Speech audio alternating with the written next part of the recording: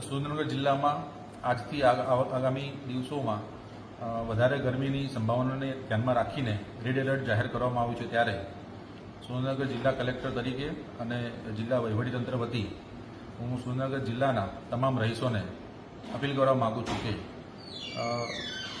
બપોરના 1 થી 4ના સમયગાળા દરમિયાન બિનજરૂરી બહાર નીકળવાનું ટાળવું, શરીરને ઢાંકીને રાખી શકે તેવા વસ્ત્રો, પાતળા સુતરાઉના કપડો પહેરવા જોઈએ, પાણી મહત્તમ પીવાનું રાખવું જોઈએ અને ખાસ કરીને જે 2 વ્હીલર પર નીકળતા હોય તેવા ભાઈઓ અને બહેનોએ પોતાના શરીર પૂરતું ઢંકાય એની ખાસ કાળજી રાખવી.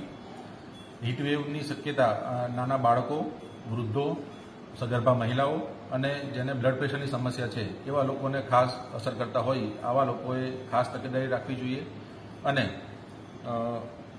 જેવા હીટસ્ટ્રોકના લક્ષણો દેખાય, જેમ કે માથું દુખવું, ચક્કર આવવા, ગભરામણ થવી, ઉબકા કે ઉલટી આવે, આવા લક્ષણો દેખાય તો તાત્કાલિક નજીકના ડૉક્ટરનો સંપર્ક કરવા ખાસ વિનંતી છે.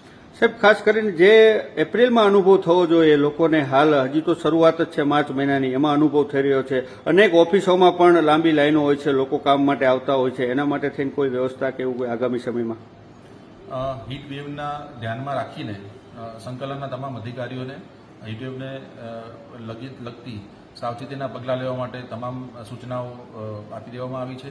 ખાસ કરીને જનસેવા કેન્દ્ર અને અન્ય સરકારી કચેરીઓમાં જ્યાં અરજદાર લોકોનું વધારે આવાગમન હોય છે ત્યાં પીવાના પાણીની વ્યવસ્થા, બેઠક વ્યવસ્થા, છાંયડાની વ્યવસ્થા અને ભવિષ્યમાં જરૂર જણાય તો કામના કલાકોમાં પણ ફેરફાર કરીને બપોરના સમયે બ્રેક પાડીને સવારે અને સાંજે કામના કલાકો વધારવા માટે સૂચના આપવામાં આવી છે.